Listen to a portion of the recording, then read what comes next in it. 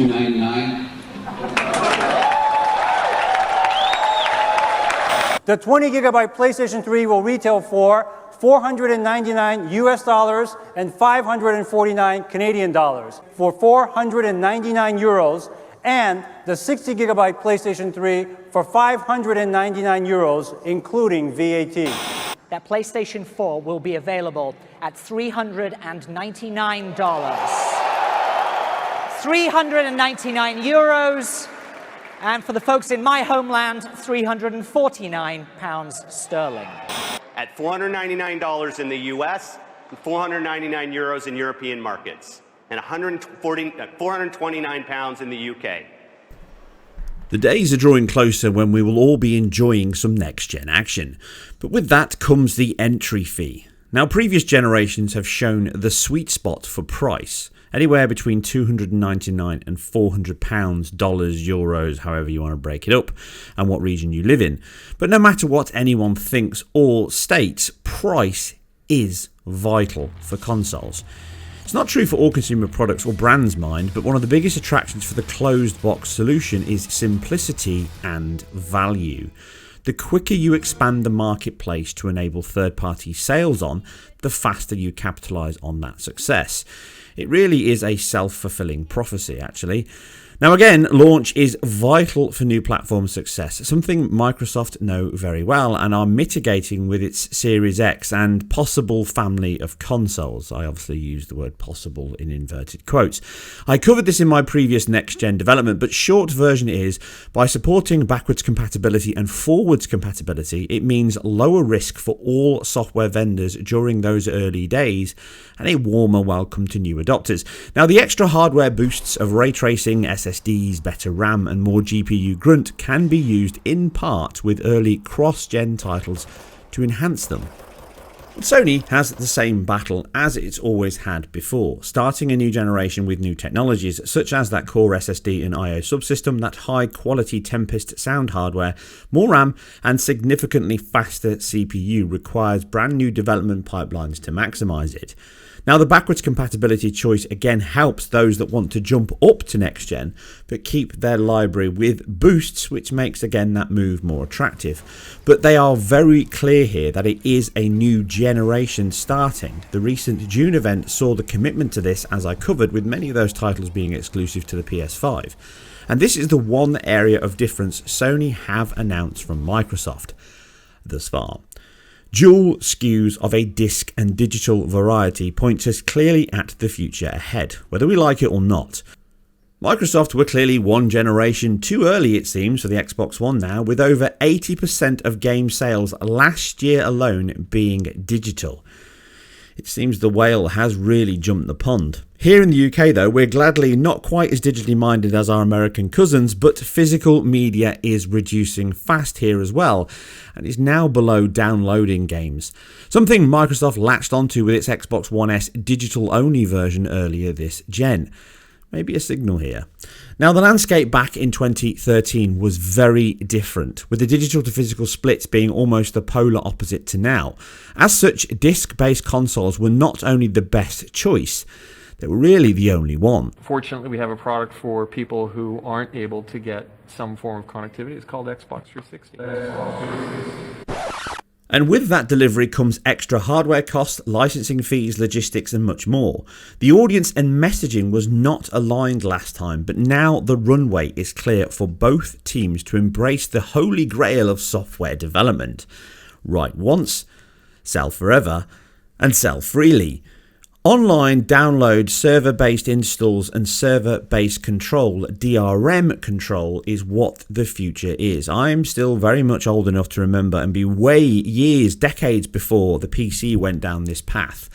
The Trojan horse that was Half-Life 2 delivered this shift from physical to digital media back in the early noughties, and it never really looked back. Once Steam gained a foothold, it never really lost its footing at all. And very quickly, within the space of 5 to 6 years, PC went from all physical to all digital, and it never looked back. And this is the exact state we are in now with consoles. That's the future, that's where it's going to go. Now, that doesn't mean it's all bad, but it doesn't mean it's all good either. But that's a conversation for another time. The most important thing is to remember the path ahead. When a new console launches, they are not looking at their feet, so to speak. They are looking at the apex point 3 or 4 years down the road. And that means pricing, manufacturing, distribution, and every decision within that platform space is designed around that path ahead. The runway is clear, the runway is digital. So what does that mean for us, the consumer? Well, it means choice and dual entry SKUs. PlayStation have already announced theirs from Sony, and I'm not breaking anyone's bubble now to announce the fact that Microsoft are doing exactly the same thing. I said it ages ago, it's a known entity. I've known and seen documents, I know what the machine is. But the long and short of it is both machines have certain reductions in their footprint and cost to keep the entry level as low as possible and hit that sweet spot I've just mentioned. So what they're targeting is that road ahead and the mechanisms to get there. They know that if you launch something at £499 or £449, $499 as per the PS3 or the Xbox One, you struggle to gain a foothold. But having the early lead doesn't mean you win the generation, but it certainly doesn't harm your chances either.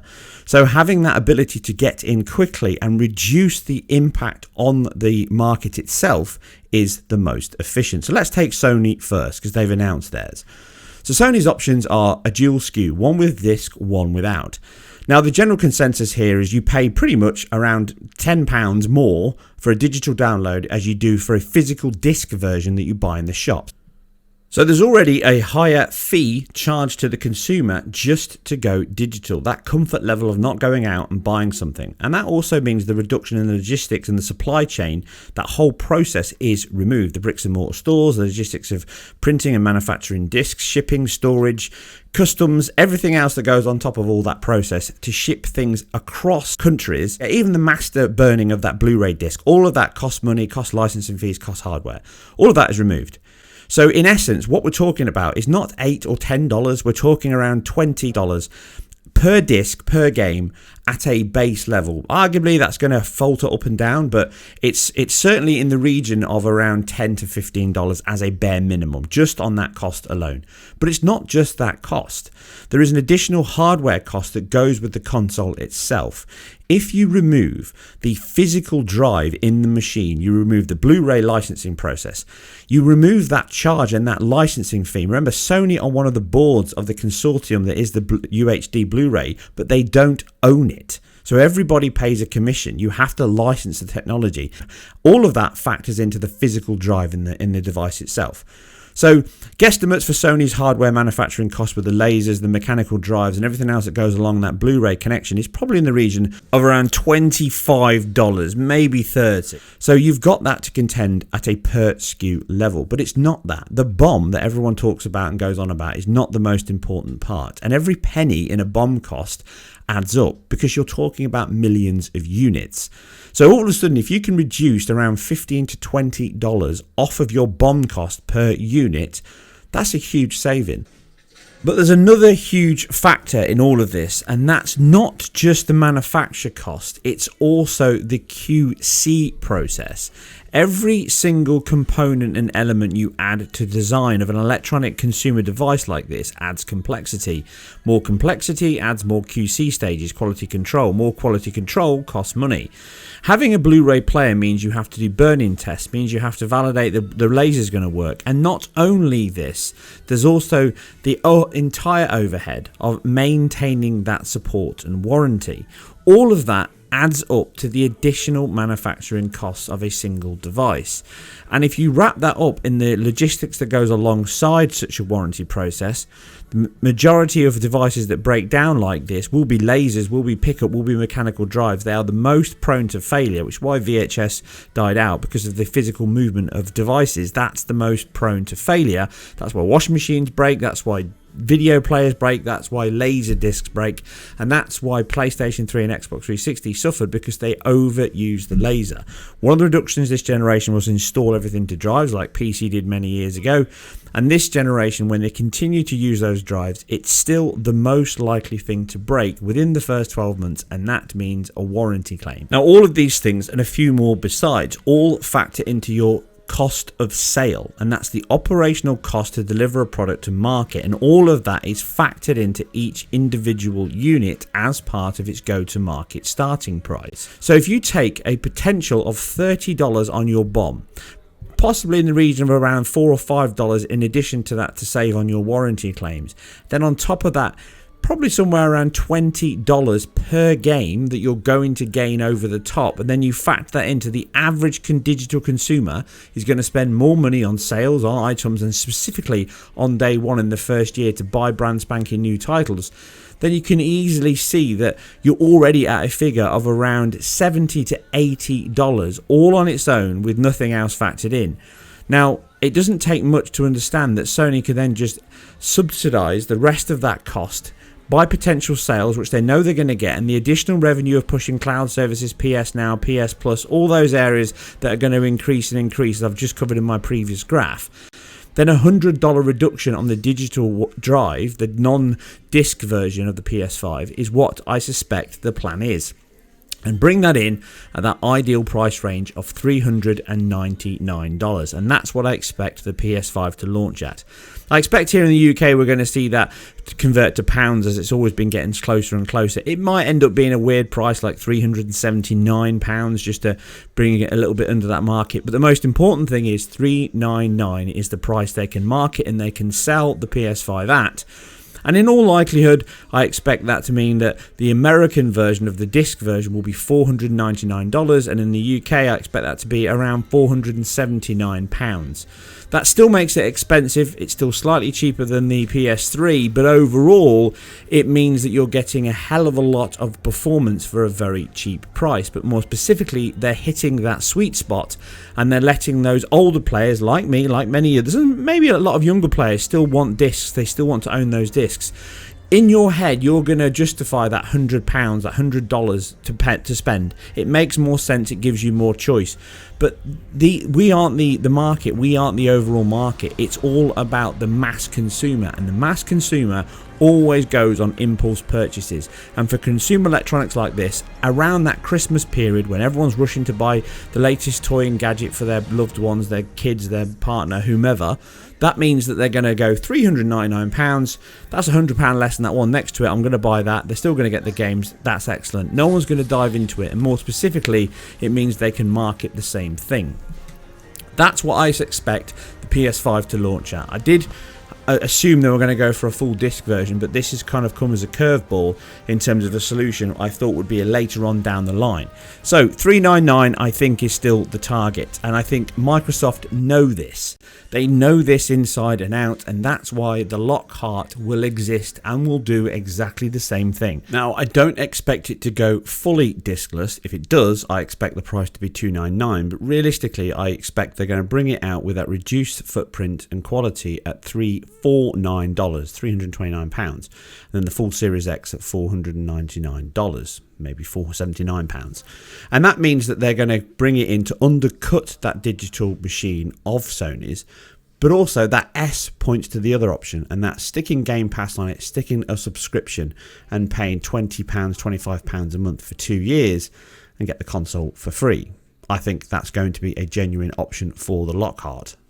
But the big question that remains with that piece of hardware is just how good will it perform for next generation games? It's the same CPU, it's the same GPU, it's just got cutback cores, cutback frequencies, less RAM. It still does all the ray tracing. It's RDNA 2. Makes it a very good machine in terms of the overall performance. 1080p, 1440p. It's going to fluctuate around that level, but it all depends how long in the generation it's going to run. But the main point is it can launch and last for maybe 3 or 4 years to give that low entry price. And arguably, I think the digital and the Series S will be the biggest sellers of next generation in the first 12 months, maybe 24 months. And in fact, I expect the premium versions to be the lowest shipped models, even though they're the high ticket item that's going to be pushed out from both Sony and Microsoft in terms of their marketing deals. They're likely to ship and sell more of those lower bond ones, and that means that the entry level will be lower for everybody, but those split specifications means, are you getting better value for money from the Microsoft version than you are the Sony one, when all you're really losing is the disc? That's up to you. That's really a personal conversation. No one can tell you that's right or wrong. That's your personal choice. Do you view digital media and physical media as a big priority or not? If you don't, then that price differential doesn't make much of a difference. All the reasons I've just discussed on the PlayStation all carry valid weight with the Xbox and anything else of this ilk. This is the process that everything follows, and it's not just about individual prices. People talk about the BOM, but there's a lot more that goes into it. There's much more than I've even gone into in this video. I'll be talking about everything forever in terms of international freight, deferred costs, deferred revenue. I'm not saying they're both right or wrong. It just means that the choice is always better, and there is choice in the market this time, and that's more so in the fact that there's a lot more to be played here than just the physical box. It's all about that digital marketplace because everyone's going that way. So digital is going up and physical is going down, and that makes this generation the one that will literally flip the boat over and will move completely to the same place we've been on PC for years.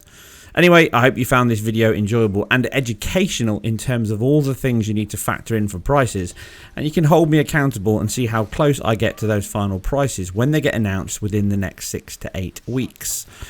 But of course, what do you think? What are your thoughts? Leave them in the comments below, and obviously you can chat to me over on Twitter. But for now, I'm out, and I'll catch you on the next one.